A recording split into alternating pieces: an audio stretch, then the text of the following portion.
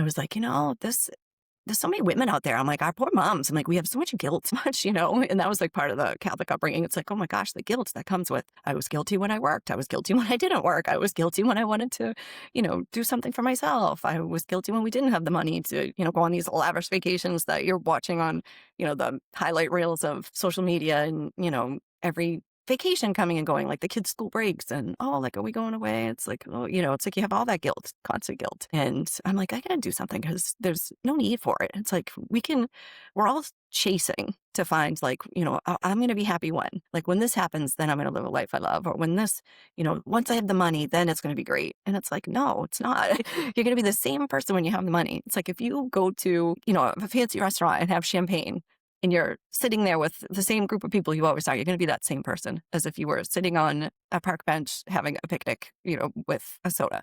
It's like your identity doesn't change. And that's what I think we're always chasing like the ifs and the whens.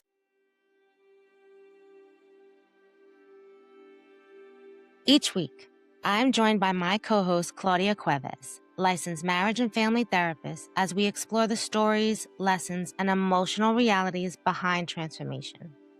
Because reinvention isn't just about changing our circumstances. It's about understanding yourself. It's about healing.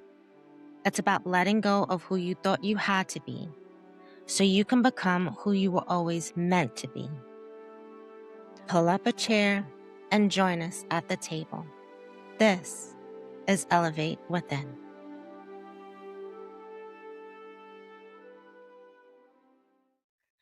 Hey, Claudia, how's it going? It's going. Life is Yeah. lifing.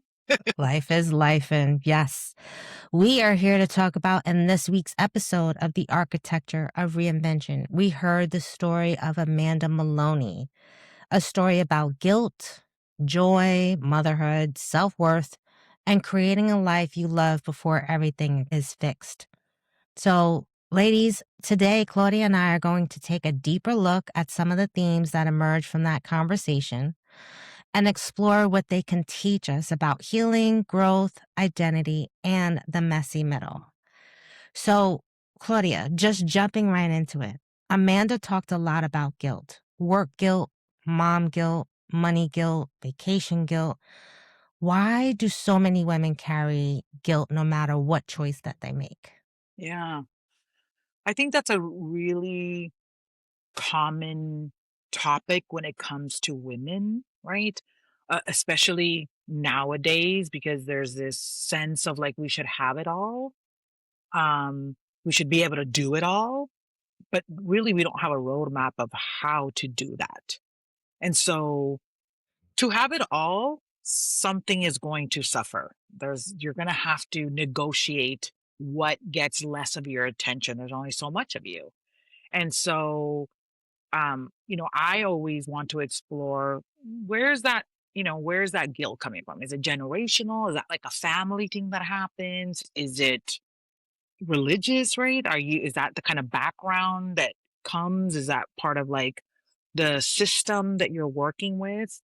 Um, how often has guilt been utilized for you, right? In order to comply and get you to do things. So is that a negotiation that has happened throughout your childhood that you get guilted into doing something? And so it just becomes second nature of like, that is how I do things. And so now not only is it happening from an outside source, now I do it to myself. I now am guilt tripping myself in order to be successful, get things done, get things accomplished. I might be able to multitask even more because I tell myself like, come on, you can do that. You're going to regret it. You're going to, kind of thing. So really about exploring where that's coming from.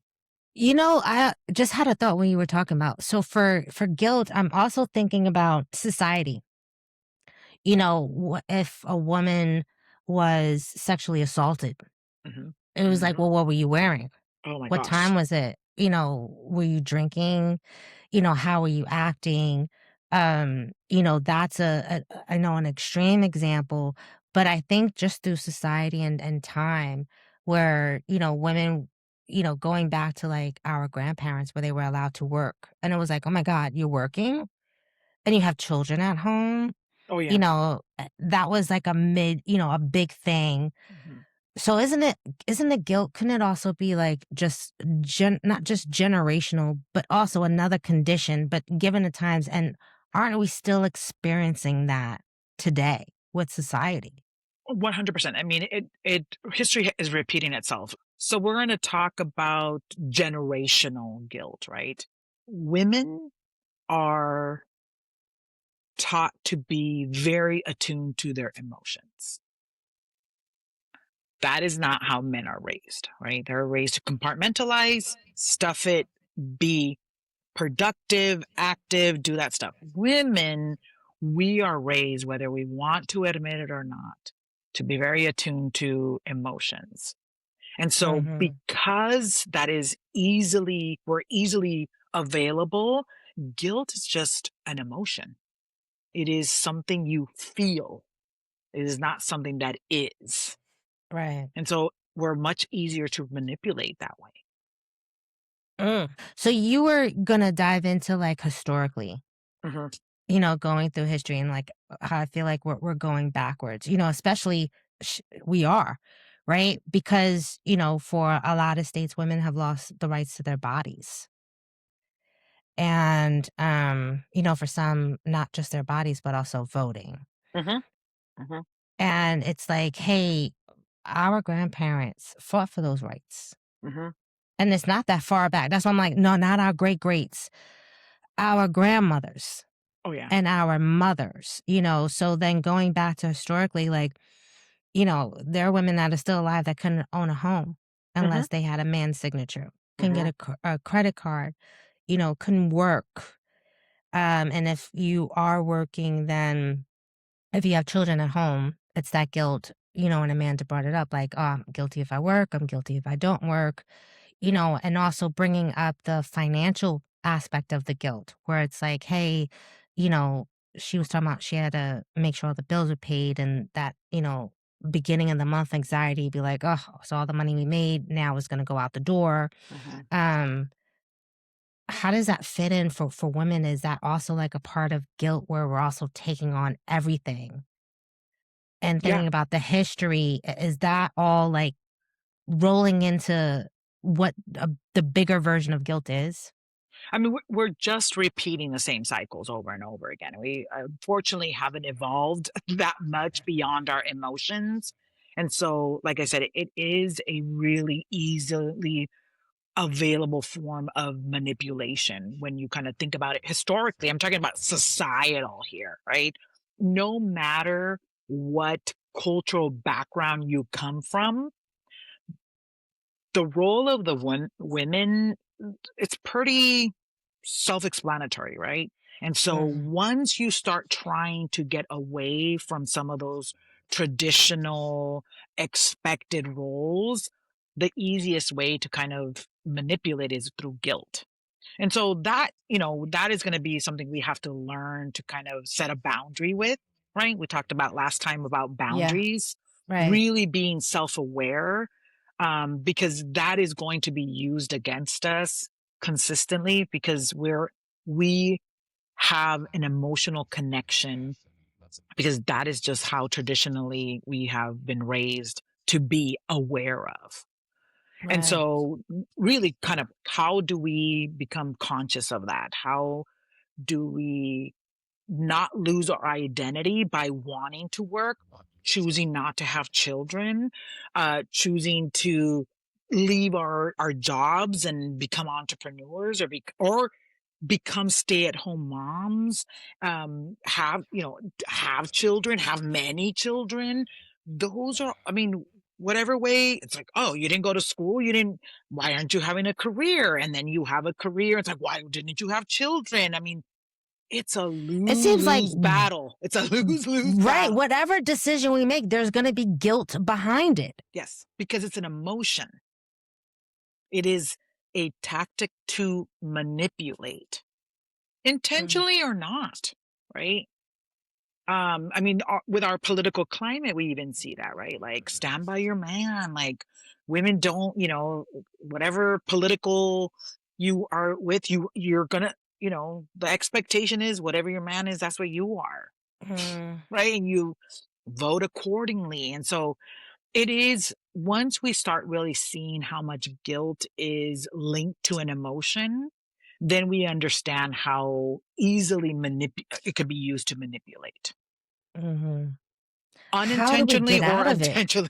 Setting boundaries, right? Really, really understanding that it's an emotion, right? Sad, glad, mad, guilt, shame, emotion. It's not a fact. Mm, And so one of the things that I do in my practice is that I really start getting people versed with what's the difference between a fact and an emotion. So just mhm. because you feel it does not mean it's real, Right. right? So let me give you an example. I to Today, let's just say I wake up, I'm not feeling good, I'm feeling a little heavy, I'm feeling a little bloated. you know, I'm not feeling, I have to go to a party. I'm not feeling too confident in what I'm wearing. I'm going through it, but I'm going to show up and I got to go.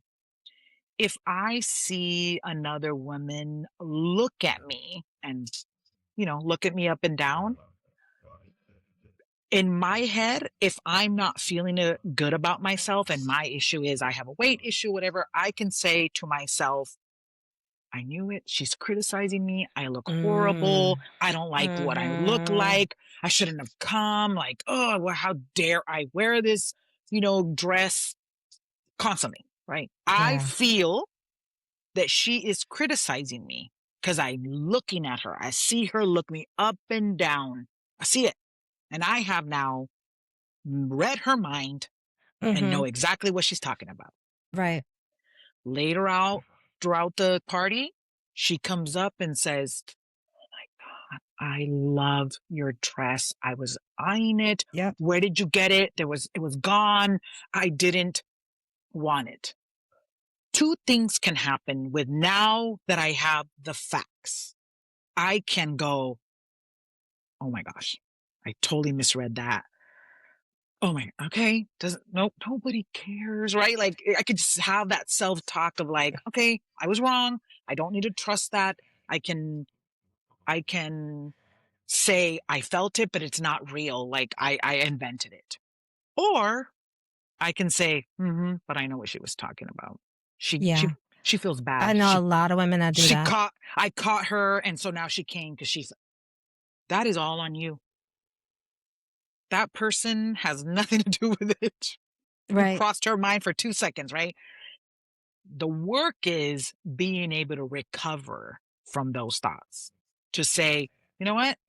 It was a feeling. It's not a fact. I was not having a good day. I kind of took it personal. I need to like check myself and take a deep breath and move on with my day, or I can let it ruin my life for that day, Mhm. that one instant. Right. We have control over that. Yeah. No, I totally think I'm thinking about, like, I don't do it that much. What I think I'm just at a point in my life where I just don't give a shit. Right. Welcome to the 50s. You just don't give a shit, like, and I feel like I move better, and I don't have the guilt because I always felt like I had a lot of injustices. Mhm.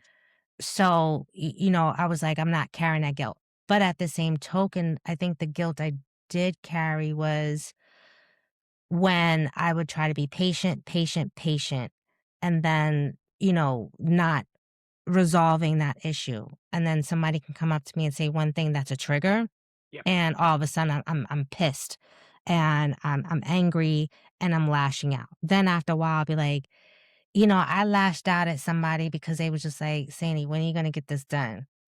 Uh-huh. But in my mind, it was like, I have 1,000 things to do. I'm gonna get to it. I'm already arguing with myself. And then somebody comes in and be like, hey, what time is that gonna be done? Wait, what do you mean? What time? Do I not submit? And you just go Stop pressuring ham. me. So it's kind of like that same scenario. Oh, the worst part is when they're like, woo, woo, woo. You're like, oh man. Dang it. Dang it. We do it a lot. Mm-hmm. We do it a lot. Mm-hmm. I'll share a quick story, and Mm-hmm. Taina's gonna get pissed, but this is a guilt thing, and I think it had to do also with our environment when we were talking about it. So, we're in the car, we're at the light, there's a Jeep on one side and the car on the other side, and there's this guy in a wheelchair, and he's trying to make his way across the street, like, he's almost, like, using his feet to kinda roll over. I was only living here a year at the time. Yeah, so Taina's from Brooklyn, I'm from the Bronx, Yonkers. So in our heads, it's just different. We're Mm-hmm. in more of a rush. So I'm looking at the light, even though I'm first, along with these other cars. First thing that comes to my mind is, you better hurry up. This light is about to turn green. And you taking your sweet ass time. And then this lady in the Jeep, she gets out, her car door is open. She goes and she pushes him, helps him across the street in the wheelchair.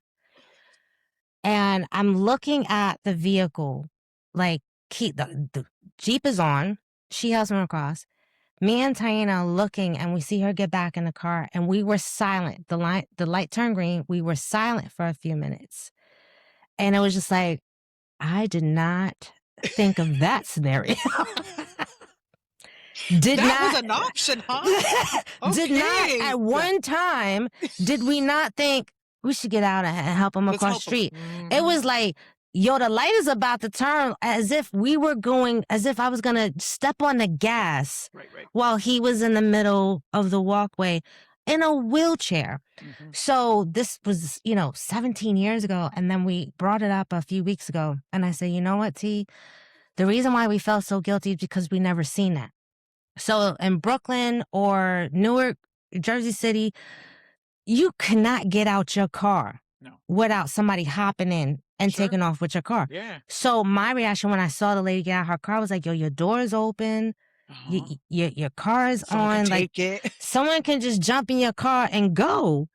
At the same token, so that was my first take. Mhm. 2, it's also that survival, that street hustle is like, yo, survival of the fittest, get your ass across the street. We don't care if you, not to say we don't care, but as New Yorkers, this is like, yo, hurry up and get across the street. We wasn't going nowhere important. I think we were going to get something to eat. Right. So 2, I was living in Vista at the time. There's people on horsebacks, Yeah. right? It's a really nice neighborhood, and yet we were stuck in the New York. Mm-hmm. And she said, but seeing, I remember how quiet we was when we watched that lady do that. And it was like, it took us a minute to process as we're driving. Quiet. We were just like, Mm-hmm. Mm-hmm. So could guilt also be associated with what I just shared, just from our environment and how we were raised? I mean, part of guilt is not a bad emotion. It's necessary.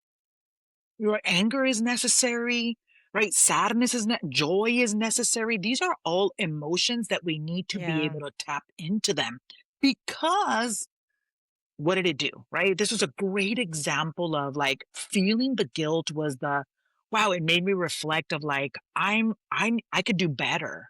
I could be a better person, right? I'm an asshole. But it made you reflect, go, huh, that might have changed from there on and really kind of helped you be in where you were, which is like, I'm in California now. I'm in Vista. I'm not in the Bronx. I'm like, it's such a great tool to use to reflect. We're not trying to avoid guilt. We are trying to make sure that it's used in the best way possible in order for us to become better of who we are, right? Right. And so, yeah, we don't want to avoid guilt. We just don't want to overuse it in order to not live our life. But it's a 100% necessary emotion, like all emotions are. How do women do that? Especially for Amanda, to like, for her at that time, it didn't matter what decision that she made. There was a guilt behind it. Although, I was very happy to hear that, she was like, I'm not changing anything about, I love my life and her experience. And, she's a wonderful woman and she has displayed that. Yeah. But for for the women like Amanda, where it's like no matter what decision, you're gonna feel that guilt? How do they?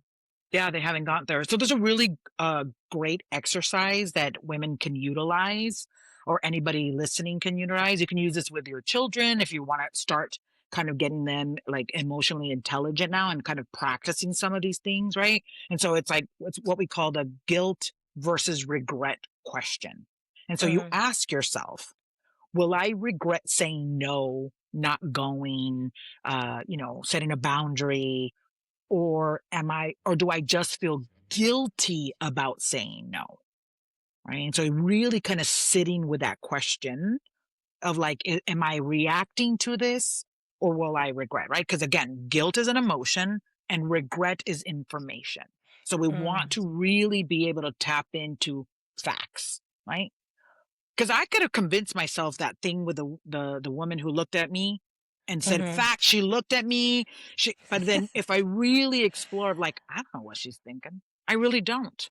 Right. And then I can utilize past experiences, right? Your experience with the wheelchair and my experience with the person looking me up and down, of going, that was a good experience of like guilt was not fact. It was an emotion. And so I Mhm. really need to fact check it. I always love saying fact check your emotion.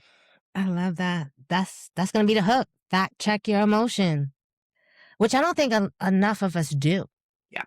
No, because we take it as true. If I feel it, and listen, we have been told follow your gut.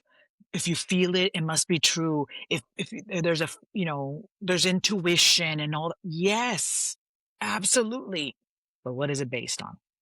Are you Mm, coming from a triggered trauma response? Or are you coming from today, who I am, really fulfilled, whole person? And is that what I'm kind of leaning into? right.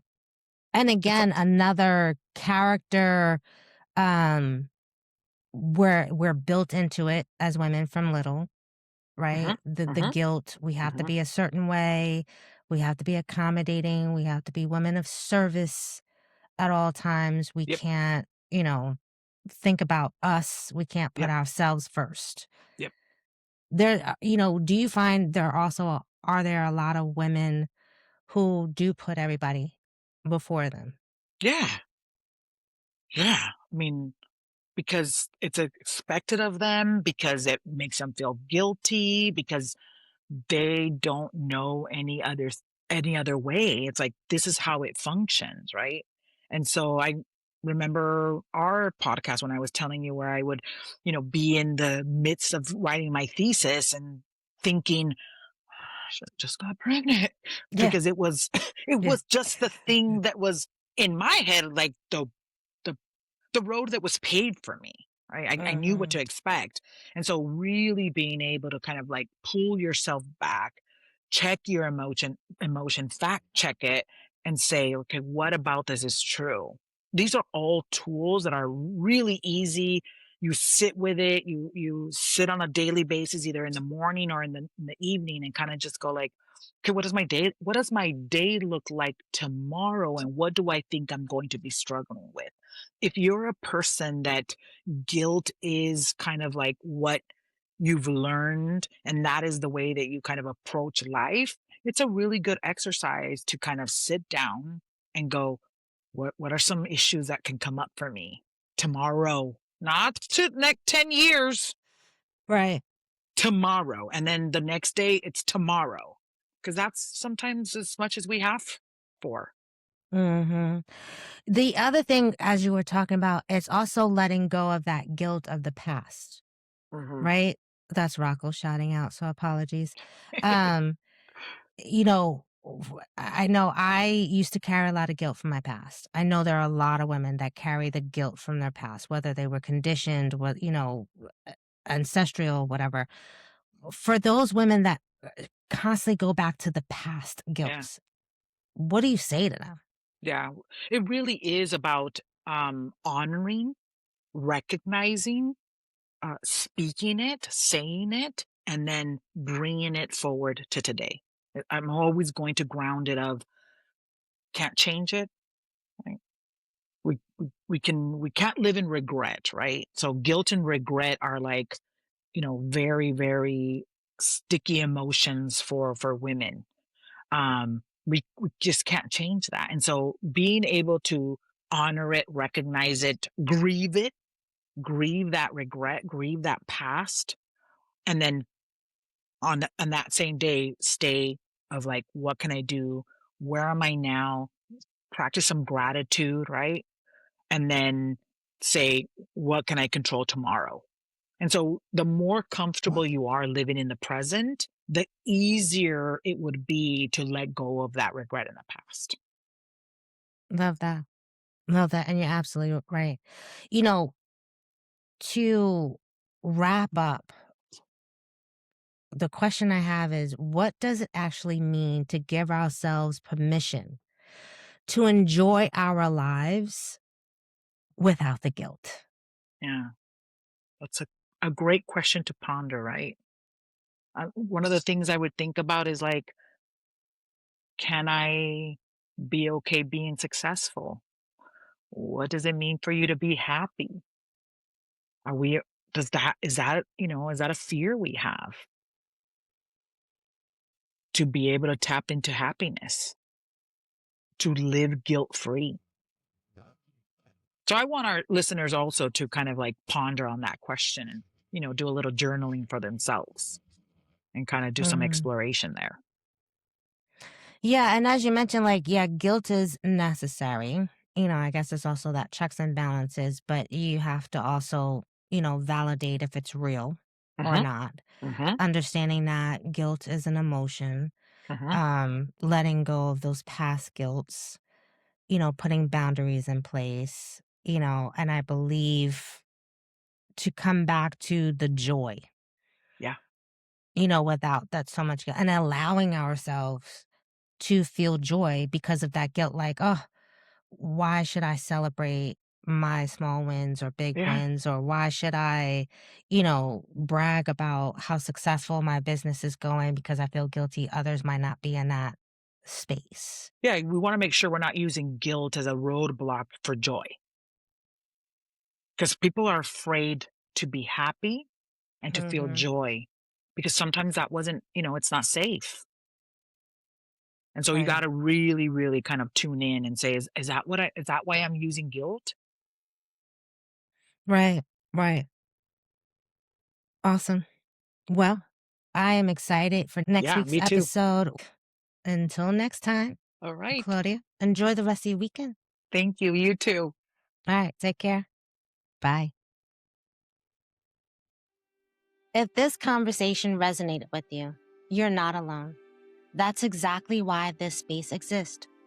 Elevate Within is for the high achieving women in the messy middle, the space between who you were and who you're becoming. The architecture of reinvention is an invitation to pause, to reflect, to heal, and to begin the process of unbecoming everything you were told you had to be so you could become who you were always meant to be. Be sure to join us each Friday for our Architecture of Reinvention Roundtable discussions, where we continue these conversations and explore the deeper lessons, insights, tools, and reflections that emerge from each story. And if you haven't already, be sure to subscribe on Spotify, Apple Podcasts, and YouTube so you never miss an episode. For Apple Podcast listeners, I would be grateful if you leave a rating or review. It helps reach more women who may need this conversation right now. And if you'd like to go deeper, join us on Substack at Elevate Within. There, you'll find weekly essays and honest conversations about burnout, grief, reinvention, resilience, healing, and the messy middle. Free subscribers receive full access to all public content, while paid subscribers receive bonus essays, early access to upcoming series, behind-the-scenes recording, and opportunities to engage directly with the community. If you know of a woman who needs to hear this conversation today, please share it with her. You can find me on LinkedIn under Sandra Davis, on Substack at Elevate Within, and if you're in need of fractional COO work or would like to book a discovery call on how I can help, you can reach out to me at elevateicon opsadvisory.com. You'll find all those links in the show notes. Until next time, keep elevating personally, professionally, and from within.